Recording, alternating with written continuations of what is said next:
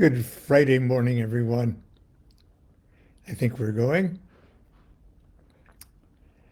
This photograph was taken by my dear, almost lifelong friend now, Rodney Orpheus. We were at Disneyland many years ago with uh, with our friends. I believe Carolyn Tilley was with us. Rodney just loved Toontown. Anyway, that's a photo that he snapped, and I glued it on the back of this book, along with a handwritten Star of Babylon there. Now, this book looks pretty old and beat up and everything. As a matter of fact, it had to be put back together and rebound. Okay, and this is my cover artwork I did on this book. It's a very old book, and I probably got it in the uh, uh, early 70s. And I believe I got it at a used bookstore in Hollywood. And I believe I was attending the Strasbourg Theater Institute and on Hollywood Boulevard, and I just cruised down the street, and I found this, and I was very excited to finally have a clear explanation of modern magic by the master Therian himself. This is Magic in Theory and Practice. Okay, most all of us have one edition or another, and as you can see, that this one has been well used and annotated, and actually it looks pretty much like a biohazard with all my highlights and notes and everything else. As a matter of fact, that front cover does look like a biohazard. Jesus. Okay. Reason I've got it out today is I want to discuss, first of all, for those of you who are interested in Aleister Crowley and study Aleister Crowley and are fancy yourself a student of and a practitioner of his magic, you all know how difficult, especially at first, but forever, how difficult Crowley can be. And much of Crowley, the method to his madness, sort of has to, you have to be patient enough for a lot of it to sink in by osmosis over the years. You'll read something or he'll say something that all of a sudden puts about a million things together that had confused you for years and years and years. You go, oh God, it was so simple. I was trying to make it too hard. But anyway, one of his most important rituals is Liber Samekh, which is created as a modern magic, I would say thelemic, but it's not restricted to that, version of the sacred magic of Melon the Mage, or the knowledge and conversation of the holy guardian angel. And of course, as that's the main, the primary, the first goal for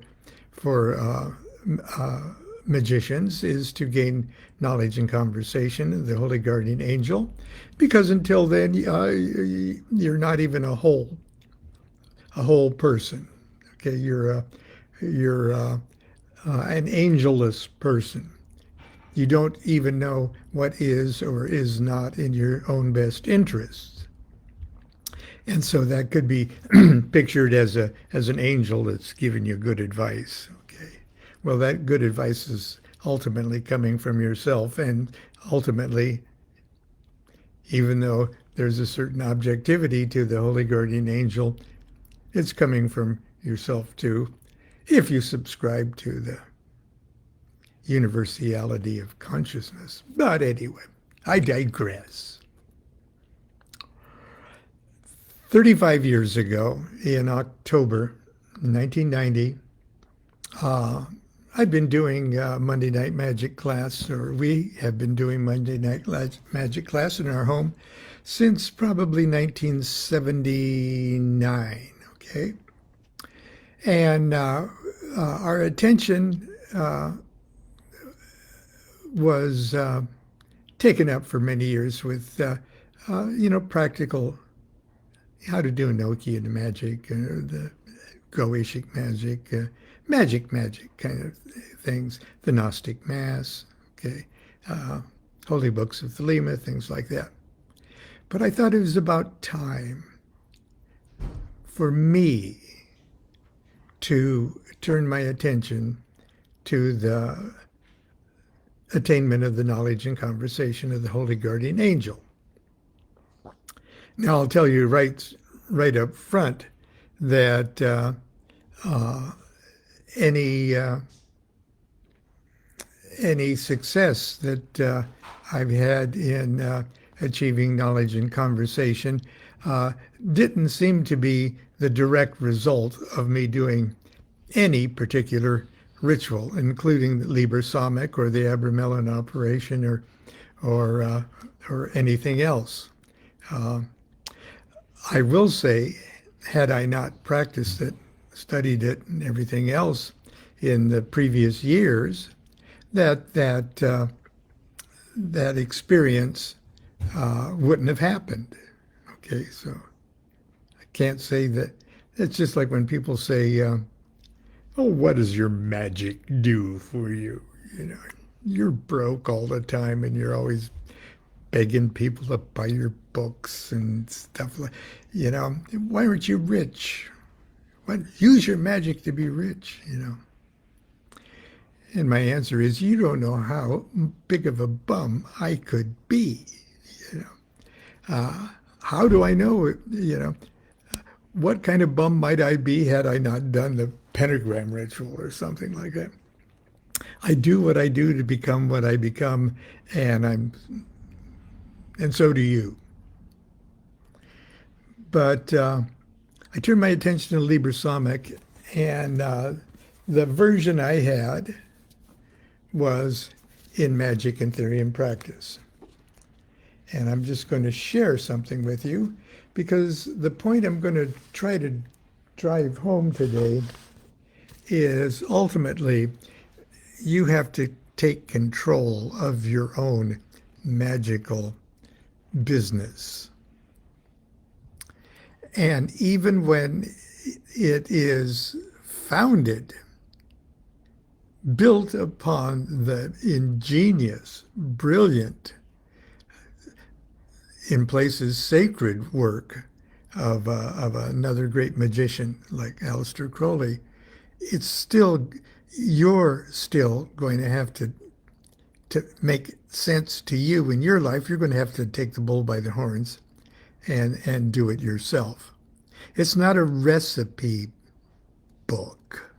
Okay, a magic ritual is not a recipe book. Just follow the directions and put the flour in and separate the eggs and stuff. It's more than that. As a matter of fact, the real work of a magic ritual is you preparing yourself for the ritual, preparing the ritual, struggling with the ritual, wrestling with the angel of the ritual. Assuming that Crowley didn't write this down just to amuse himself, and for the time being accepting the fact that there was probably a good reason, at least in Crowley's mind, for every little aspect of the ritual, and also keeping in mind that when Crowley wrote this, he may have been in a season of life where he was shall we say, chemically enhanced. Not that it addled his brilliance, but it accelerated the conversation. Okay. Not that every word wasn't significant. It was just placed in such a way as you have to do a great deal of wading through his seeming ramblings to get something practical out of it that you can actually get up in your living room temple, your bedroom temple, and do yourself. It takes a little stuff. Here it is. It's called Liber Samekh, and it's in Appendix 4 of the Magic and Therium Practice, and in a lot of other places too. Theurgy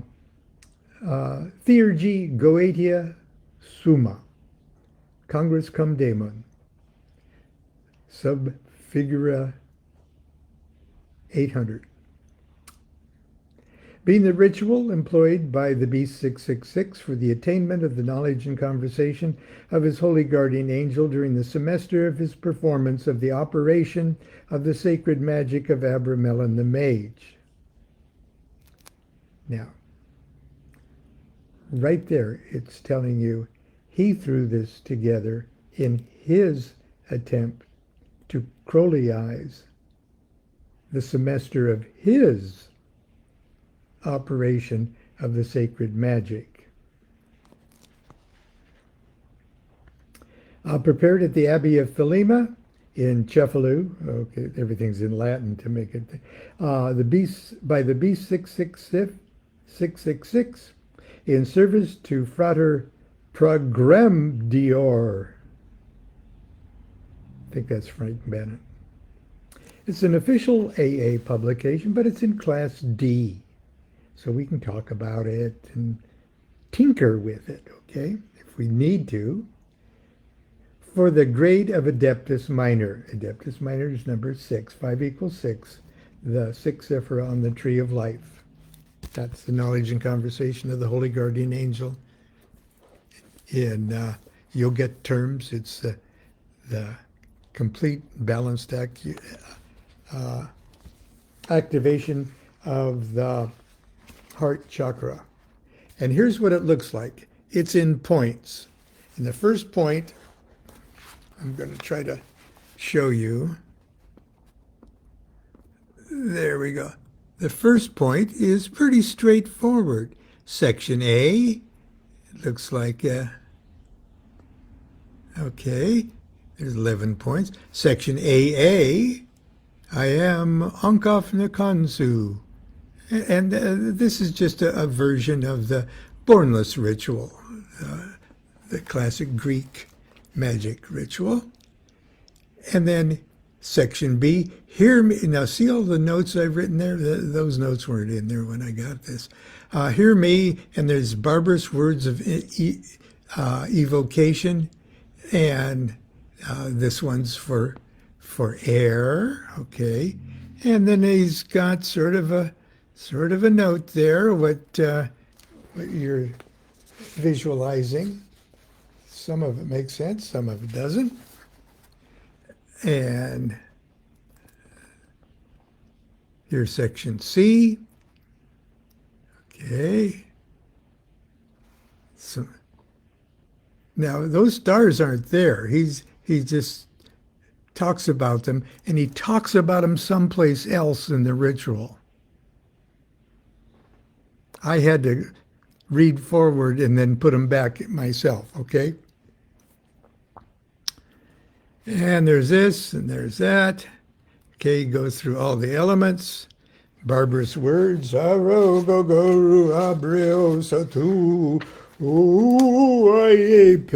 and things like that, okay?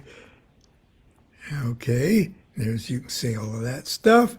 And then there's finally the one for spirit. Okay. Now what you do with that as you're reading this, you have no idea except for the descriptions. But then we come to point 2.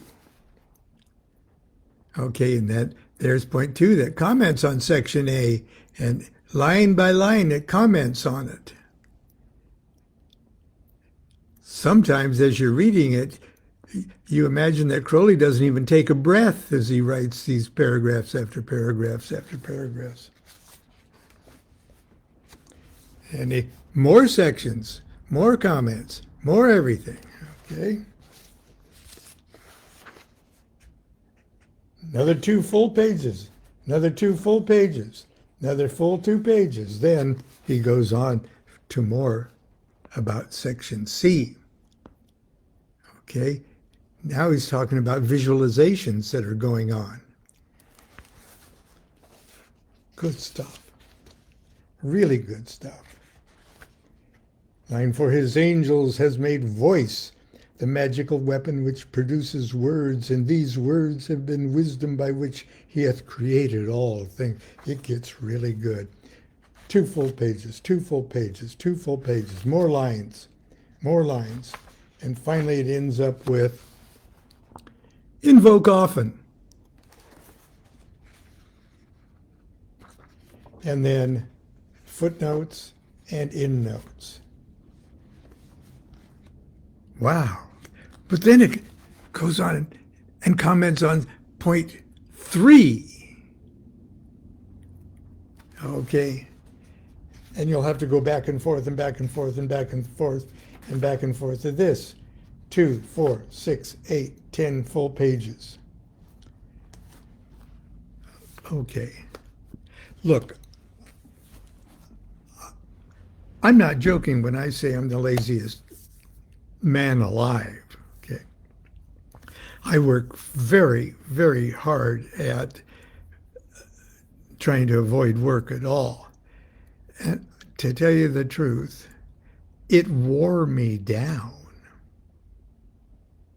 And if I had any chance of even commenting on this ritual at Monday night class, I was going to have to do something more straightforward and practical.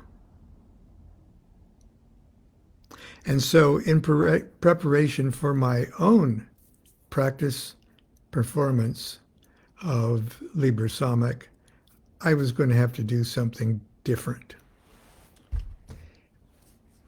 And this is started in October of 1990. I grabbed just a cheap sort of journal, blank journal. It had lines in it, so it helped my terrible handwriting. And because it was so green, I called it the Emerald Tablet of Lon. And here's what I did.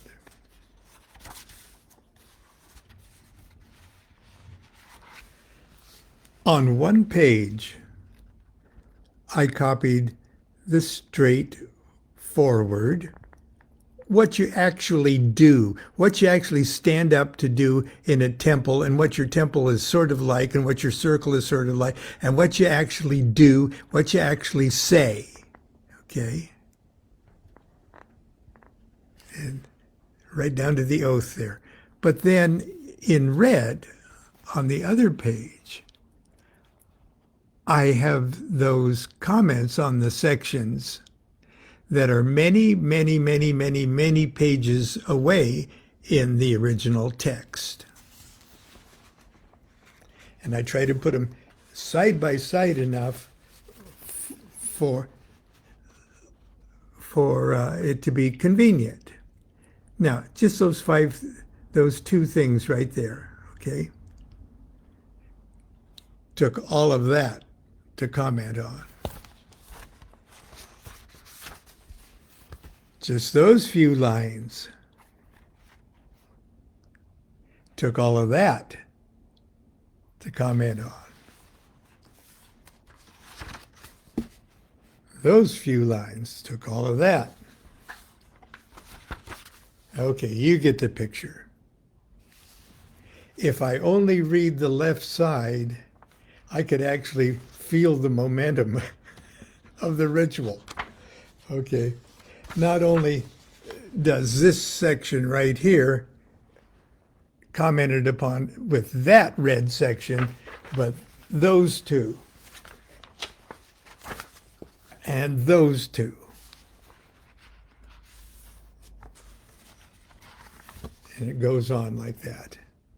Now, the act, first of all, the act of hand copying anything is a magical act in and of itself, and burns certain things into your brain that go to a deeper place than had you just read over or skimmed over something, to actually put pen to paper and write it out. Okay, that goes without saying. But to take the time to actually see how this section in the black over here actually makes sense when you read this section over there in the red. It starts to come together. Okay. Then, when that was over, and I had finished up with my own invoke often, I turned it into a simple script with the stage directions, with the just like any number of the simple rituals of Crowley, the banishing rituals and stuff. It's all on one sheet. You could hold the sheet in your hand, you know which star to draw, you know which way to turn, you know what to say in each of the chords. I wanted one of those for Liber Samekh, and I had to make it myself. Otherwise, it wasn't going to. It just wasn't going to happen. And so, in my third section, here's how it looks. Okay, just like a straightforward ritual. Okay. And it was only like, oh, what? 1, 2, 3, 4. It's only 5 pages. And you could actually get up and do it. Get up and do it every morning, okay? You know what to do. Get that part out of the way. Get the memory work out of the way. Get which stars you're doing and what quarters you're in and what stars you draw and how at the end spirit comes in. It's a nice ritual. Even on the surface, it's a nice ritual. And then when you get into the swing of it, when that part gets burned into you, then dig into the, oh, if I was just visualizing this at this point, this is what my astral body should be doing as my well-trained qliphothic meat body is going through the... So, in my book, okay, Magic of Aleister Crowley, it's the section that I'm probably most proud of. I talk about Liber Samekh, and I reproduce the Crowley's pure Liber Samekh just as it appears in Theory and Practice. But then I have a section, the ceremony of invocation of the Holy Guardian Angel, constructed by yours truly, based upon the text and notes of Aleister Crowley's Liber Samekh. And you don't have to read my handwriting anymore. There's a simple introduction, and the ritual just starts. You see in pencil there, I've drawn the classic names, just for my own information, the classic names from the Greek bornless ritual there too. Put it in historic perspectives. And then it goes all the way to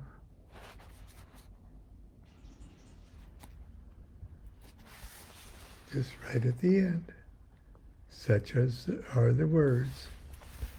And then after you get you could hold this book in your hand and stand up right now and do it. Okay? And then do it and do it until that part's memorized. And then slowly open up petal by petal this beautiful, beautiful rose that blooms in your heart chakra of Liber Samekh. That's it. That's it for today. I'll see you tomorrow, hopefully, for Saturday morning cartoons. And until then, continue to be good to yourself, be good to each other.